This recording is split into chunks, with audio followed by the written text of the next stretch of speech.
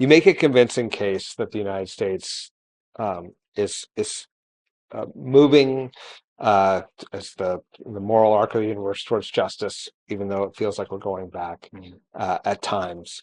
It feels like we're slipping more than a couple steps back right now with attacks both on democracy and on civil rights from the federal administration.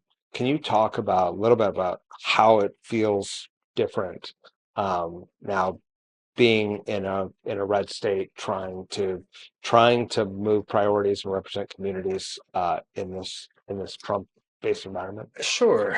So, first I'd say, what the Trump administration doing is in many ways unprecedented. Certainly the scope and scale of what they're trying to do.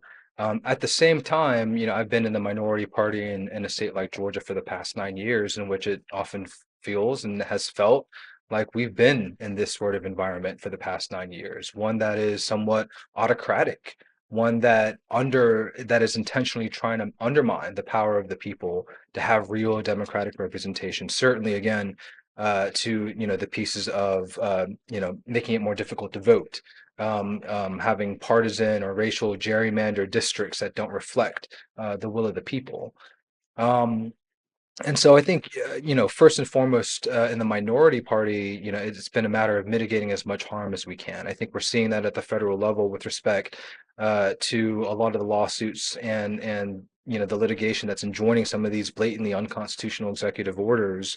Um, I am certainly very, very concerned as to the damage and harm that Trump is causing to the United States on the global stage, including, for example, the dollar and the bond market, where it seems like a lot of countries are beginning to lose confidence in the dollar as the reserve currency of the world.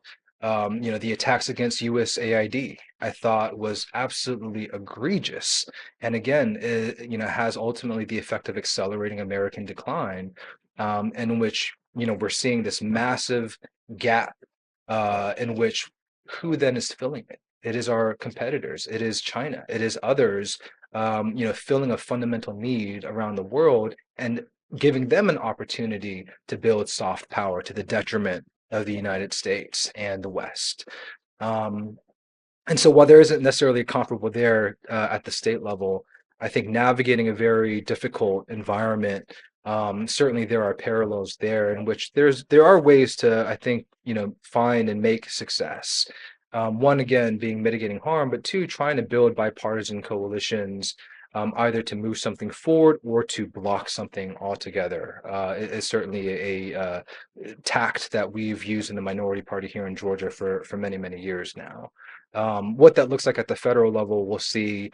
One of the things I do often tell my colleagues is, it's Georgia being a part-time legislature, running out the clock is a key strategy.